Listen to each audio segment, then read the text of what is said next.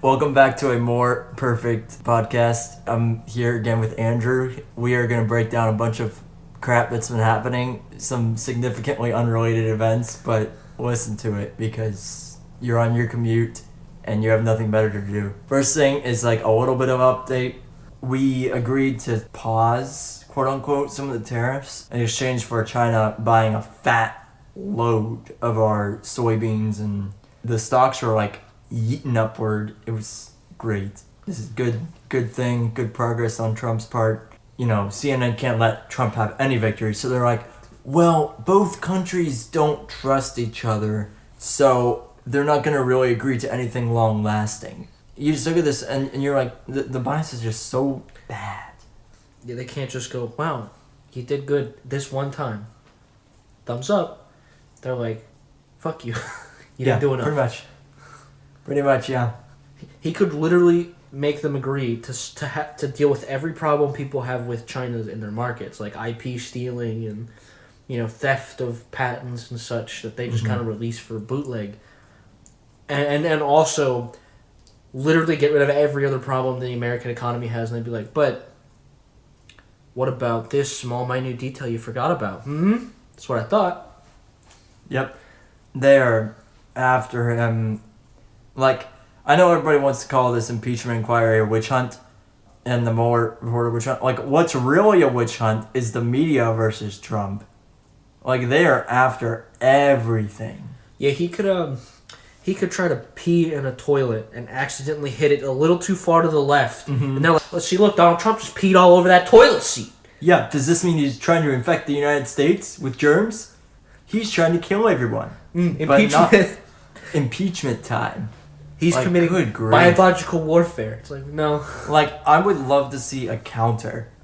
Like, a live counter. This is pretty much impossible to do.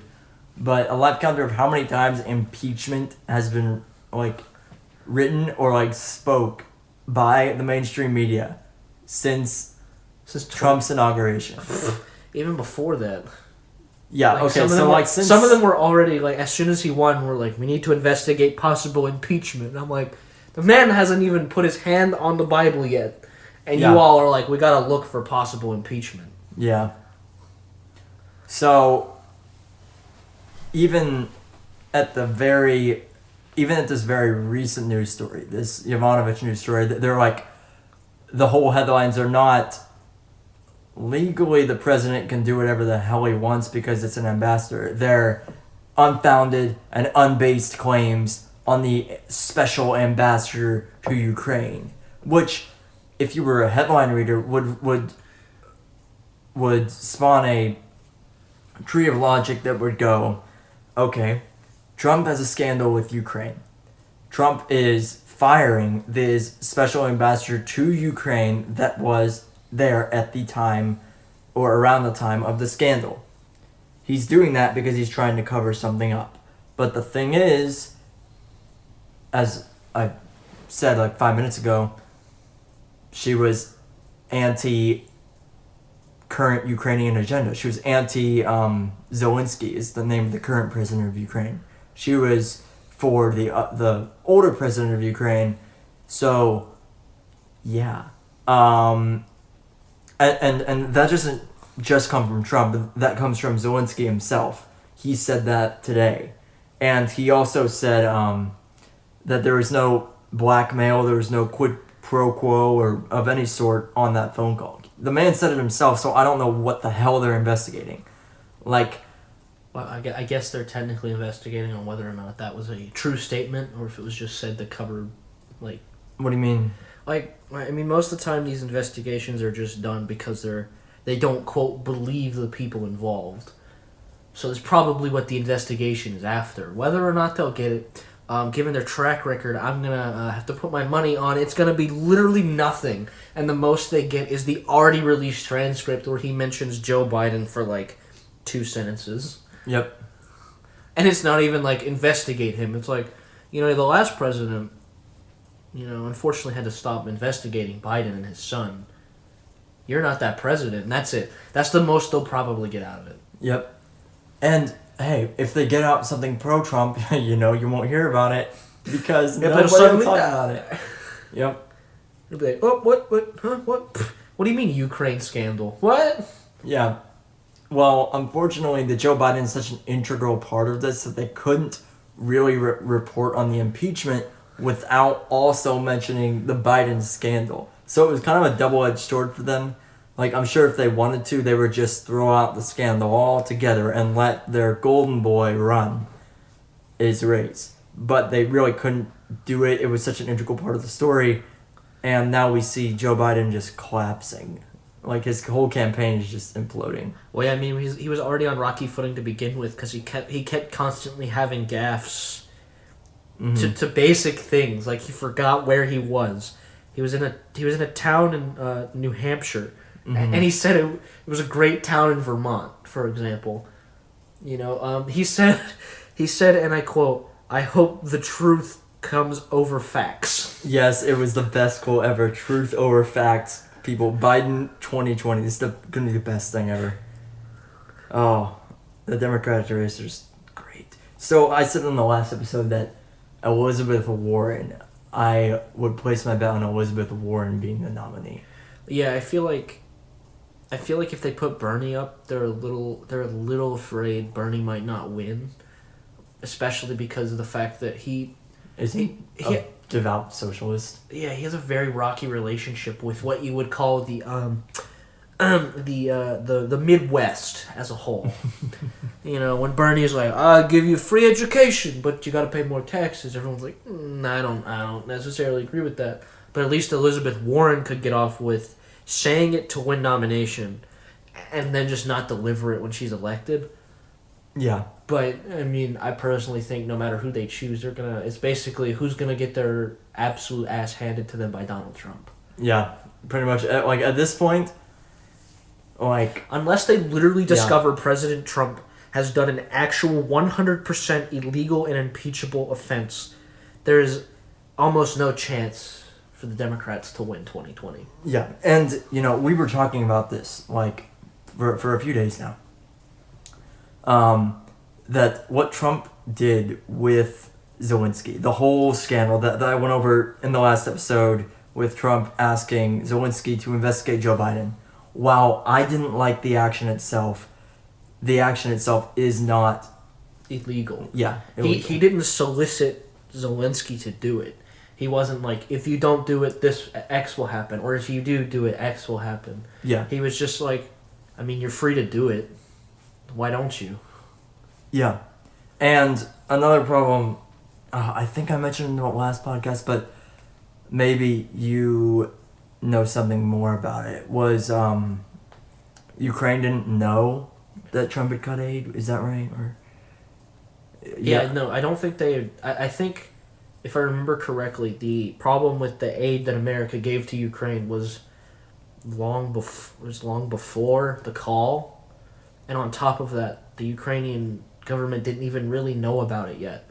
Yeah. So it's not like it could have been into the mix either.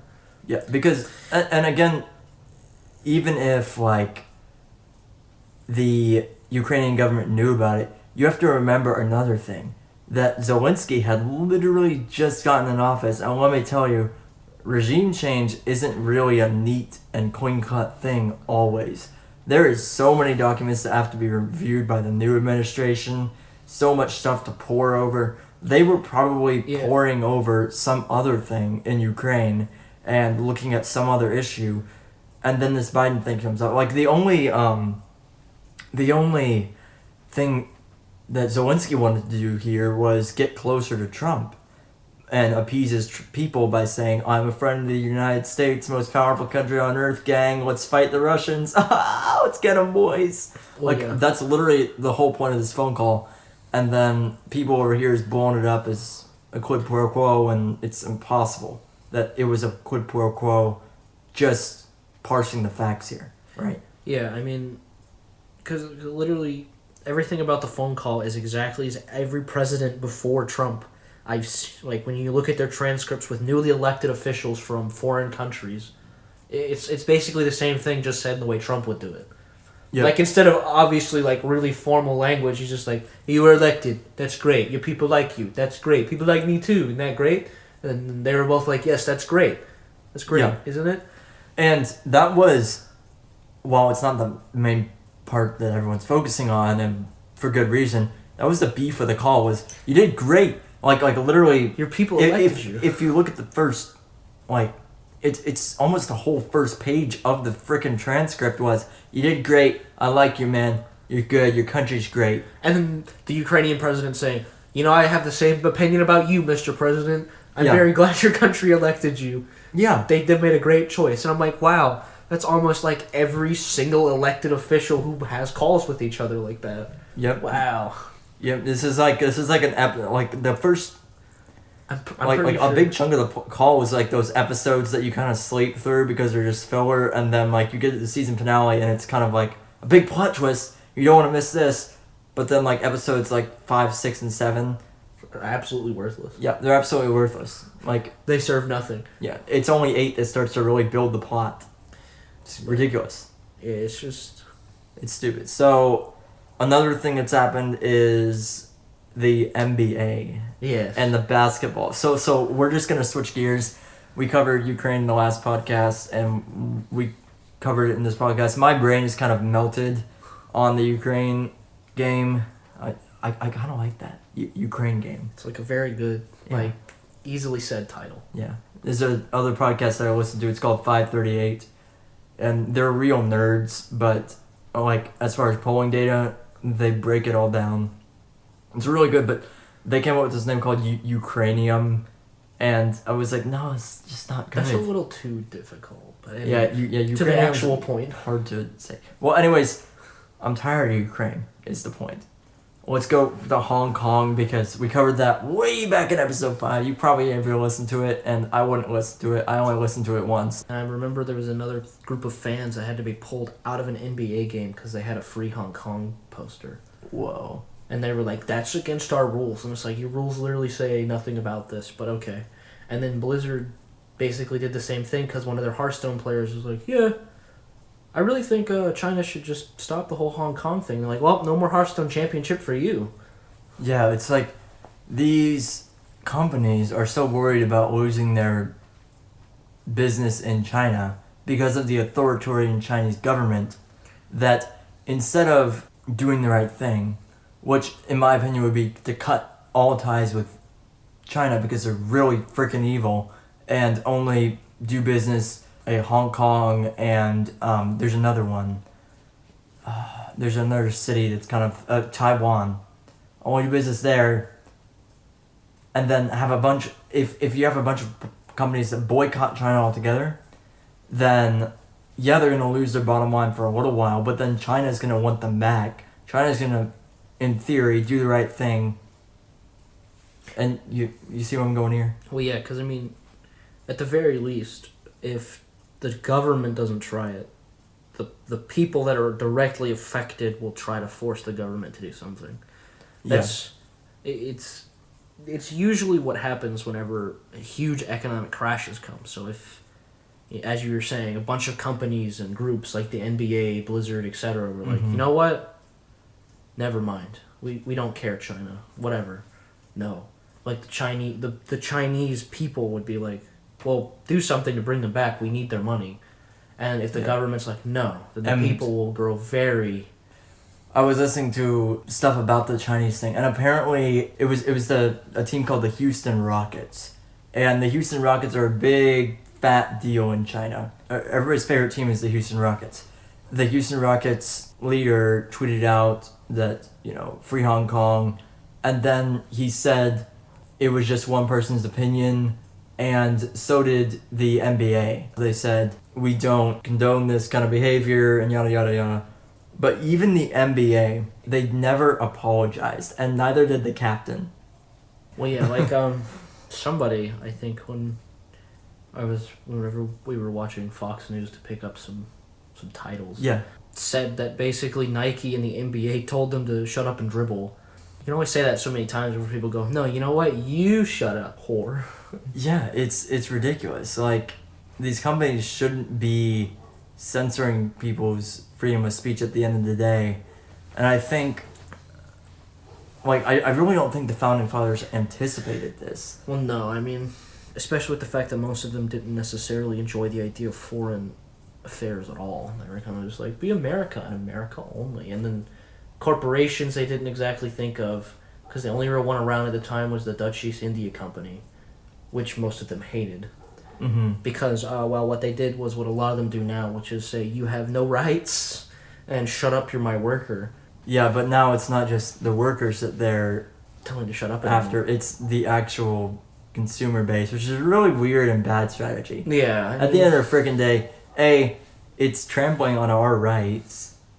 B, you're a company, man. Like, the reason you exist is because of these rights. How dare you trample on them? Do you know where you came from? Well, that's what a lot of companies have a problem with, is once they get so large, they think they can just fully sustain themselves forever, and they no longer need the people under them. I mean, even though when they look at their profit margins, they're like, wow, look at us, we're a $1 trillion company. It's like, okay, doesn't mean you can't crash tomorrow. Yeah. I mean, look at the Rockefellers and all them. They were the, at the time, $1 trillion companies as we know them now. Yeah. And they crashed in a near instant. Yep. Because everyone was like, well, you know what? I don't like how you're treating people no more. Yep. Get out of here. I mean, it was literally so bad. Rockefeller turned from being an absolute dickhole to going, well, maybe I should be a philanthropist. And then people were like, oh, you're a philanthropist. I'll start buying your products again. Yeah, so like I think what the founders did not intend, just to be clear, is companies, they didn't want the United States government, so they were concerned about the government, but they didn't think of the companies in the system growing so large that the government not being able to interfere with them would be a bad thing. And it is a bad thing when companies or when government touches anything in a private company. Like, it literally destroys the company. Like, it makes everything bad. Yeah, it's just, I mean, a lot of them would agree that there are certain things the government can do that it should be able to do. Yeah. And I mean, it grows weird because as time continues, there are new things that come along, like large multinational corporations. Because even back to the Dutch East India Company, which was like the largest company in Europe at the time, they still technically were beholden to the crown. They weren't necessarily able to just go, no, we're going to do what we want to. And also on top of that, they didn't just go into a market and sell their stuff. They literally took over the market. Yeah. So it would be more like if Nike, say, instead of just putting Nike shoes in China, took over China so they could sell their Nike shoes. Yeah. So, but again, what I'm saying is kind of what the Democrats are trying to argue, I guess, because they're trying to stamp on all these companies, and we can see here that the companies like the NBA, like Blizzard, are doing the wrong thing because they're smashing people's First Amendment. So I think what the government needs to do is they need to set restrictions that say not only can states not curtail your rights, but companies cannot curb your freedom of speech. But then that comes into another problem, which is, okay, what's preventing somebody from going into a company and protesting, holding a protest in the middle of a KFC? Like, that would totally destroy KFC's bottom line if they can't technically curtail their rights by kicking them out to save their restaurant. I mean, a lot of protest falls apart, though, when they recognize nobody's paying attention to them. Look at Chick-fil-A. There's literal constant protest, as it has been since, I think, 2014, 2015. Yep. And they're now on slate to become the largest fast food restaurant in America. Yes. With less stores than most other people. That's the part people forget. Chick-fil-A's not over here with, McDonald's numbers of restaurants. They're over here with, you're at the best, Sonic, with the amount of stores it has. It's not that much for Chick-fil-A, but they still make so much money. I know. Because their sandwiches are so freaking good. Alright? If you got this far, I encourage you to go to Chick-fil-A. Try their mac and cheese. Very good if you haven't eaten it. Really? Yes, it's very good. Oh, maybe we should go after this. On that subject of corporations curtailing rights, things are legal in the United States that aren't legal in China, and to not break those Chinese laws shouldn't affect how Other we markets. get the product. Yeah. Well, I mean, a good example is... So it's ridiculous that Blizzard even censors anything or NBA even censors anything. Like, Well, yeah, like a good example is Ubisoft for their game Rainbow Six Siege was originally going to heavily censor the entire game for every market because of the Chinese government. yeah. Like, there's an operator named Cavera. Her whole thing is like skulls and death. They were going to have to censor her. Yeah. They were talking about removing her face paint, possibly changing her icon, changing how her gadget even functioned, because her thing was interrogations. Yeah. And in China, death is illegal to be shown.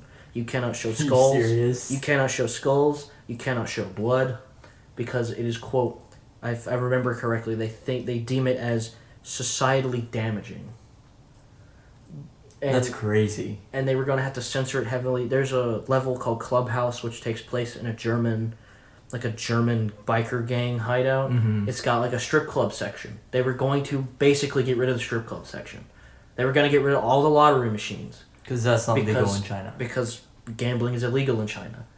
But the community backlash was so bad, Ubisoft stopped with it, and they did it for gameplay reasons. Like, some of the slot machines were taken out, but that was because it was unnecessary. They were in weird places. Mm-hmm. But they kept everything else, and people were happy about that. But it was because the American and European markets were just like, why are you kowtowing to China? Yeah, companies have got to stop doing this eventually.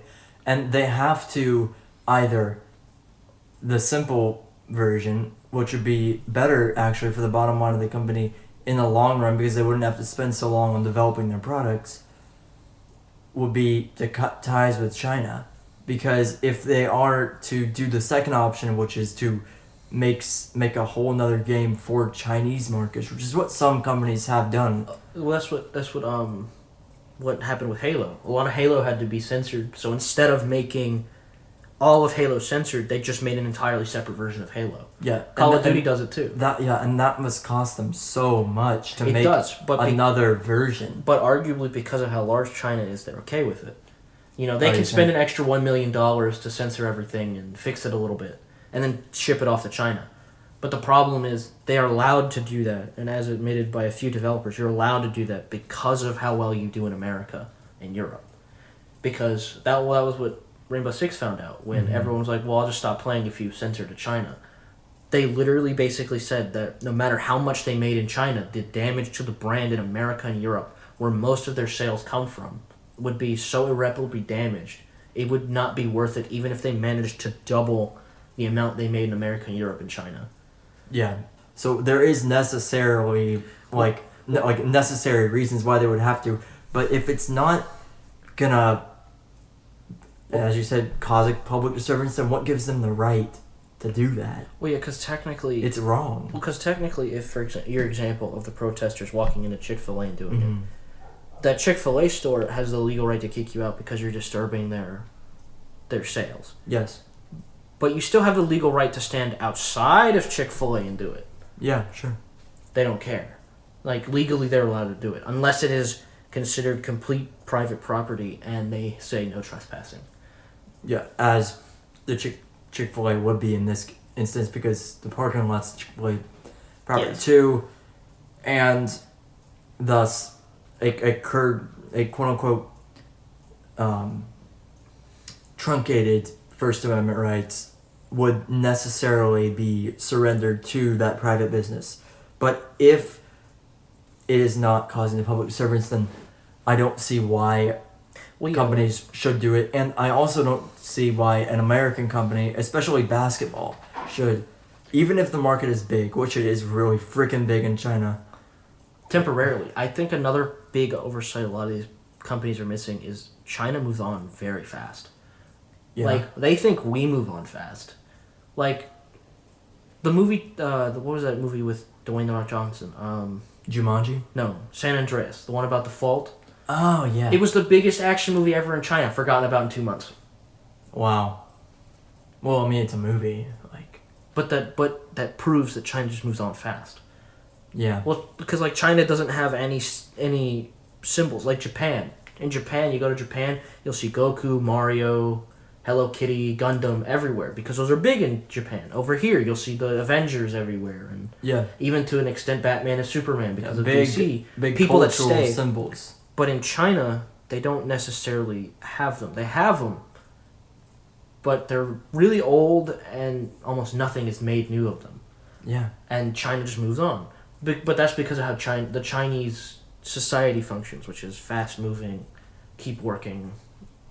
Basically, you serve to serve everyone else. Yeah, and also, if they had a cultural symbol, it would undermine and it would be coexistent with the ultimate goal of getting everybody to bow down to the Communist Party, which they don't want. They don't want any symbol, no matter how small. I mean, China, for example, what was it, a year and a half ago, started making Muslim concentration camps, as they were called. Yep. Literally, because like the Germans, they would round you up if you were religious and throw you in a camp. Yeah, and it's because of that belief or that belief in a higher power in that instance. Of course, the Muslim god Allah, and they're doing it with Christians too, but Muslims is the big deal. Yeah, that was the more recent one. We've known they've been doing it with Christians for a while. It's just that we've just now recently discovered they also have specific ones for Muslims. They're getting to that point with Buddhists. Yep, and the Muslims, the Chinese Muslims are actually called, I believe, Uyghurs. Yeah, I think. Uyghurs. And yeah, they've been putting in concentration camps. They're worse than the Nazis. I might have gone over in episode 5. I can't really remember, but that it might like prove to be a theme of this podcast is hating on the Chinese Communist Party because they suck. Oh, I'll be honest. If the USSR was still alive, I'd be doing the same thing to them right about now. Yep. I still do. Even though they're dead, I still make fun of the USSR. Yep. And we're gonna make fun of China until it falls. So. And even after. Yeah, and even after because they're trash. Like horrible. Yeah. Garbage. Mm-hmm. Literal. Yep. Literal. Scum of the earth. If I was told to talk to the Chinese government or a literal pile of trash, I would jump so far into the pile of trash, I myself would become a trash person. That is I'm the garbage man. That is how much I hate the Chinese government. Like, they're terrible. Did you hear that they're taking political prisoners? Yes. And then literally while they're alive, they cut them open, take their organs, and then put it into like political like leaders. Mm-hmm. Like they'll steal their organs for transplant. Yeah, while they're alive. And I'm just gonna go out on a limb here and say they don't use numbing agents and they don't use any sort of knockout drug. If I'm gonna take a wild guess here with how they treat literally every other political opponent, I'm gonna guess they're not too keen on the idea. They might do it. They might use the bare minimum so you don't immediately die, which causes immediate degradation of those internal organs. But they definitely don't use it to where you don't feel pain. It's crazy.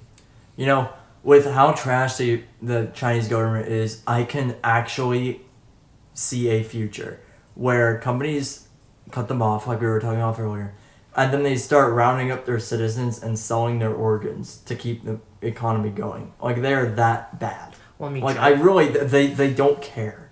Well, I mean, China, I'm not even sure if they've overruled it. They may or may not still have the one-child rule.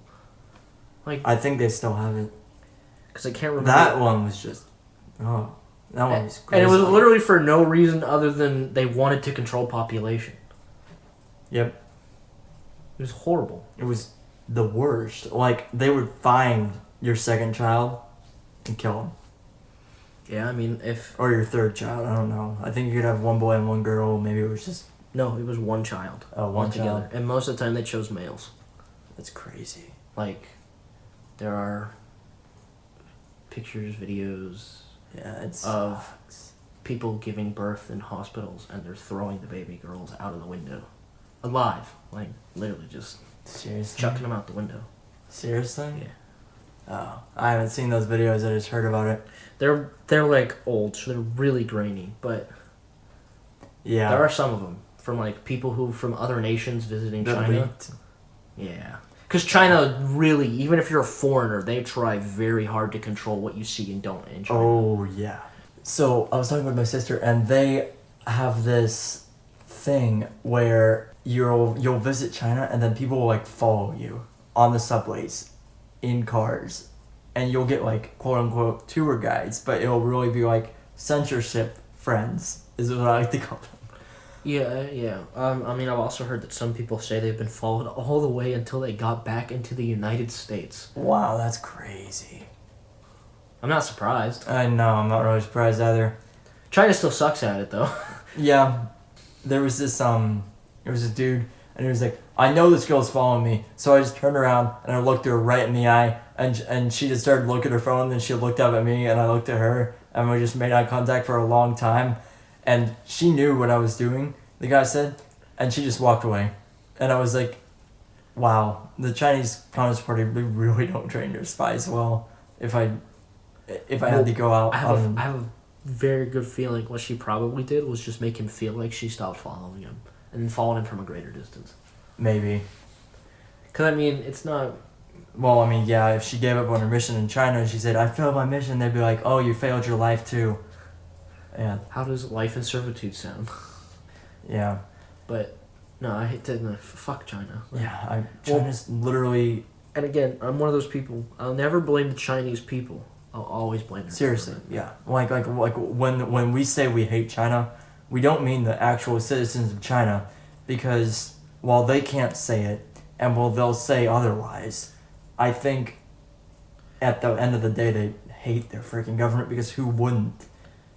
But they can't. It is hard to tell because we're looking at it from a lens of Americans. We have no idea truly how people in China feel. Yeah, and we really don't know how they live. Because, I mean, even people that come over here from China and move here that say they hate the Chinese government, you know, they probably moved here because they hate the Chinese government. Yep. So... And another thing is, if you run from China and you try and escape illegally, then they'll just round up your family and kill them. Well, yeah, usually... As a consequence. I remember I heard awful. one of them that they literally trained groups of police forces to take hostages of people who are leaving. So, like, the police will take your family hostage and say you have two choices: come back, where you'll probably be killed on the spot, or they'll kill your family on the spot. And then eventually find you and Yeah. kill you. Well, yeah, because I remember there were stories of people who live here in America who, when they moved here, said, I'm going to be hunted by the Chinese government. And then in, like, 5 years, they mysteriously are murdered. Mm-hmm. And the assailant is nowhere to be found. Yep. It's crazy how far the Chinese can reach. Well, I mean, it's exactly what happened with members of the USSR. Whenever they came over here, some of them would literally be hunted by by their secret police all the way over here. Yep. And while I think it's good that we're doing a deal with China, and that Trump's doing a deal with China, I think we will eventually reach that deal, reach this big grand deal. I don't think that deal is going to make everybody forget about this human rights abuses, because just tell me if like what I'm saying is plausible, and then we'll probably end with this.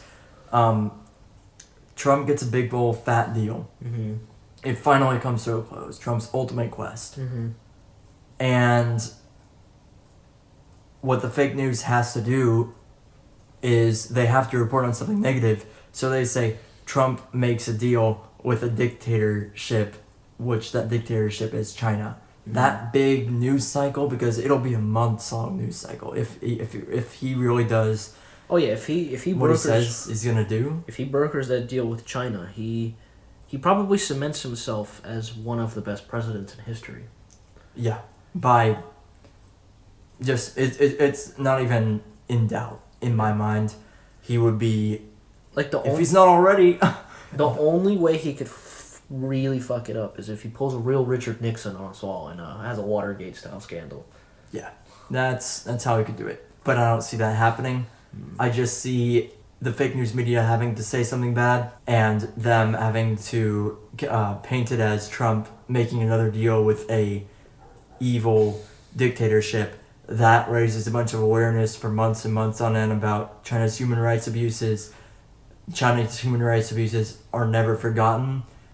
I just hope in my lifetime that the Chinese government will fall. And it probably will. The only way it's managed to sustain itself up to this point is, I guess, in a sense of irony, kowtowing to capitalist countries. yeah, and opening up its markets a little bit. Because if they didn't, they would die the exact same death the USSR did. Slow, painful, and whenever they finally hit the ground, nobody will forget. Yep, it's really.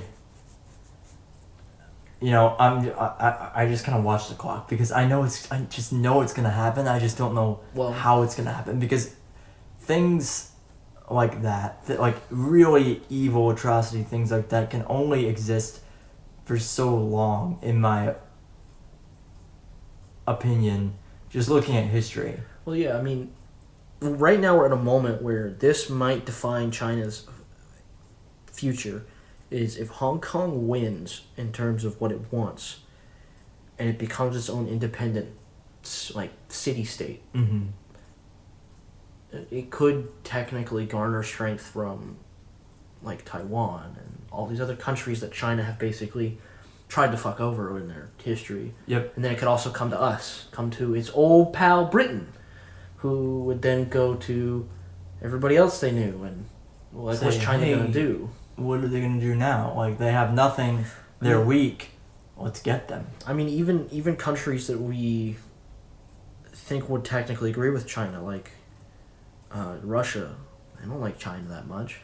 No. I mean, Vladimir Putin he basically has said before that if he could take over places like China, he would.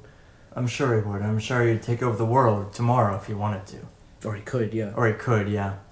He wasn't a big old U.S. of A. across the sea. And I'll say this nice.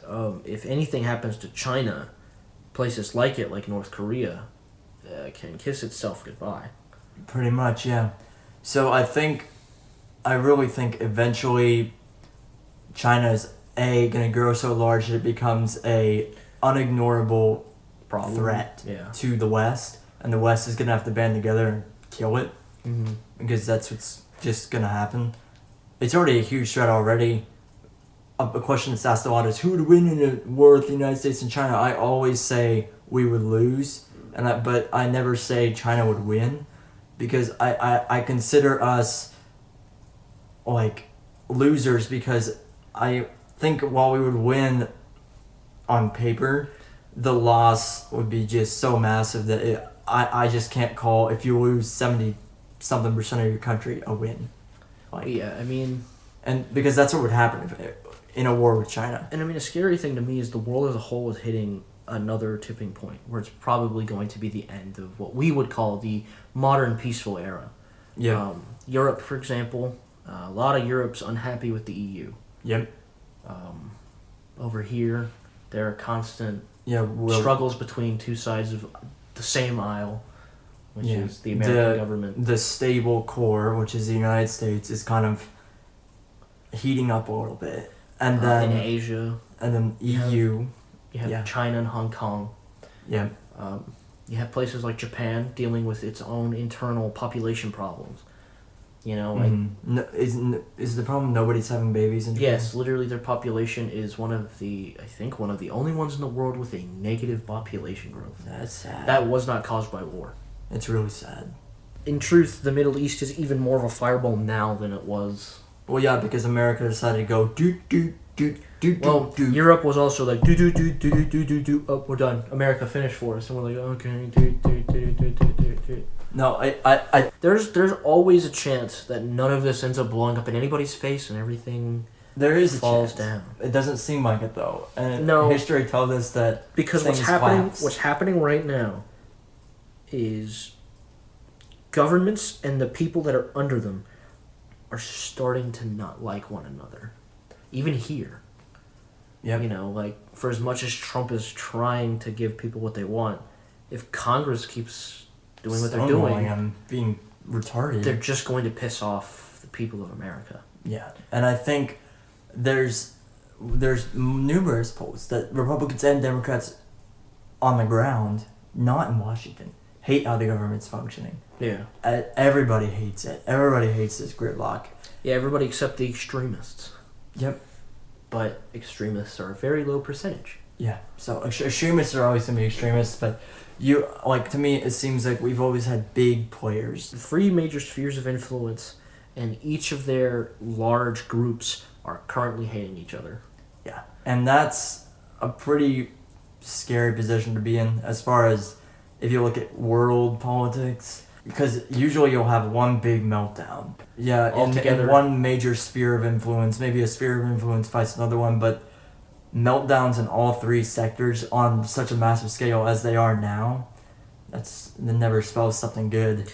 Yeah, because one of the best things I can possibly think of is if China's sphere breaks down first, America can come together like it did during 9/11 with something. Because war always sparks nationalist fervor. Yeah. Like, the most anti-Americans will suddenly turn into, wait, no, fuck China, go America. Yeah. Seriously. You know, like Europe will have the same thing. Now, the only difference between us and Europe is we're already a united group of smaller individual states, so we'll all get along as Americans and call it a day. But in Europe, they might start liking each other less and less because they're like, I hate France, go Germany. Well, I hate Germany, go France. And Britain's like, I hate the both of you, go Britain. And that's how you get world wars. Germany currently with the EU is definitely the Aaron Hansen from Game Grumps meme where it's like, oh, fucking do it again. Yes.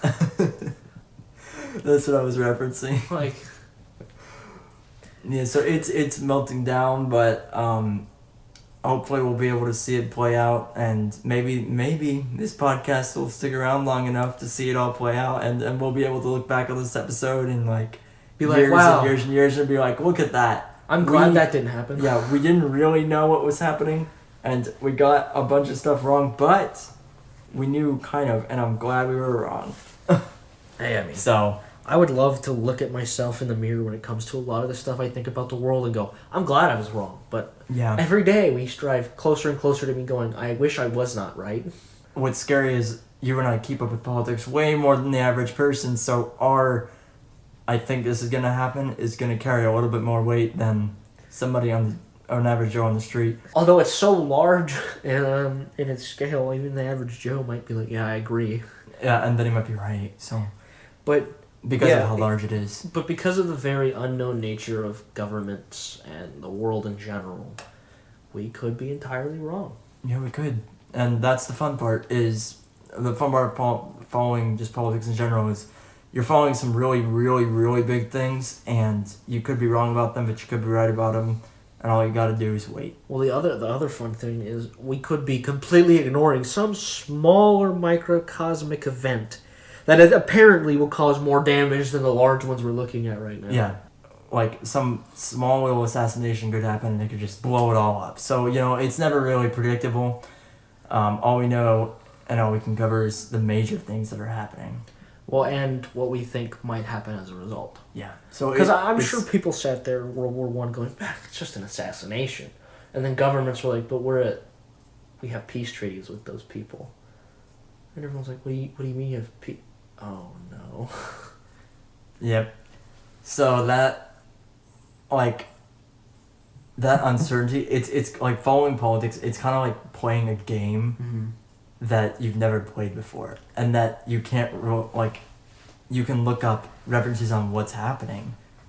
But the rules are never spelled out. You don't know how it ends. And the rules are never really spelled out. There are general outlines. Mm-hmm. But you'll never truly know until you experience them. Yep. And that's what makes it fun. So I think we're going to end up in our podcast with that. This episode went in a lot of different places, so if I mashed it together correctly, then it made sense, and it was a really, really good episode. And if I didn't, then it was a really, really good episode, because I really enjoyed, having Andrew on again. He's a really cool dude. He knows his shit, so... And if you're listening to this from China and you happen to be a Chinese government official, quit your job. Just an open invitation. Thank you for listening to a More Perfect Podcast. This podcast is sponsored by nobody. Goodbye. Have a more perfect day.